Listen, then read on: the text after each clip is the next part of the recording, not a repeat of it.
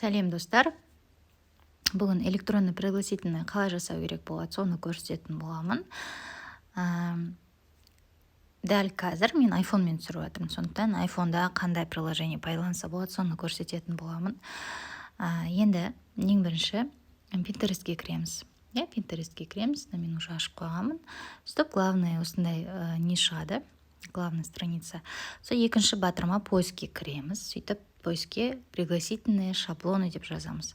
Сол кезде неше түрлі әдемі шаблондар шығады. Біреусін скачать етіп аламыз. Мен мынаны уже скачать етіп алдым бағана. Өзіңізге ұнағанын неше түрлісі шығады, мына жерде ұнағанын сақтап аласыз телефонға. Сөйтіп шығасыз да фонто деген приложениеға кіресіз. YouTube каналында қарасаңыз, фонтоға қалай қазақша шрифтті жүктеу керек видеосы бар. Сол қарасаңыз болады. Соны камера деген кнопканы басамыз, фотоальбом дегенге кіреміз де, жаңағы соңғы басқан немізді қоямыз осы жерге. Сосын мына жерде любой жерді былай басамыз.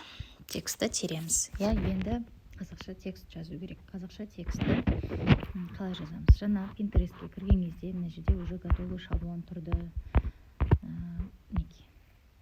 Осыны көрсеңіз болады. Болмаса мен текстті қалай жазу керек кезде кейде ұмытып қаламын ғой. Сол кезде просто электронные пригласительные деп Инстаграмға терем, сол кезде неше түрлі мінекей пригласительный шығады. Осы жерге қараймын да, просто текстін қарап, осы жерден жаза саламын, например.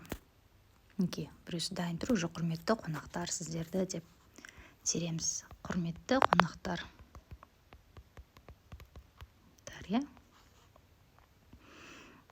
Так, мына жерде сайзды басқан кезде размер кішкене кішірейтеміз.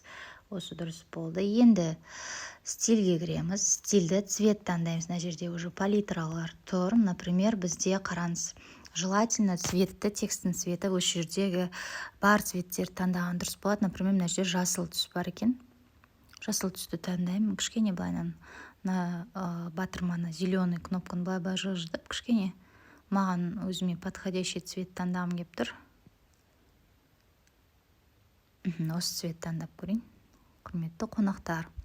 Сіздерді мына жерге тағы тереміз. Сол кезде тағы үстін басып, просто үстін басамыз. Сол кезде ат текст деп шығады. Сосын тағы сіздерді.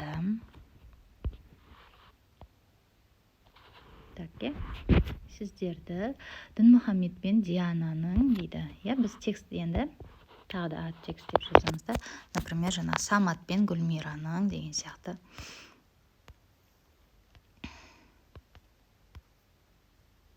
Жоқ. Гүлмираның. Басқа текст шрифтпен жазсаңыз болады. Ол үшін фонт дегенге кіреміз да. Басқа шрифт таңдаймыз. Және де стильға кіріп, басқа цветке ауыстырамын. Например, қызыл или сары или қандай цвет үйлеседі, сол цветке ауыстырам. Қызылға салайын. Құрметті қонақтарды қазақша алып жазсаңыздар да болады. Самат пен Гүлмираның.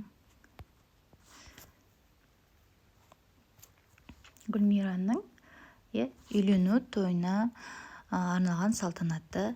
Енді мен толық жазбай қояйын. Осы жерге қарап, осылай жазып шықсаңыздар болады. Главное, мына жерде екі цвет пайдаланған. Бір цвет, гүлдің цветі, қалған жасыл. Мына жерде де жасыл болмай қара қылсақ болады. Мына Самат пен Гүлмиран жасыл қылсақ болады. Или розовый, мына жерде гүлі розовый екен. Сөйтіп, по порядку осылай жазып шықсаңыз болды. Уже сіздің электронный пригласительіңіз дайын. Сақтайтын кезде галочканы басып, Save image дейсіз, все сақталып қалады.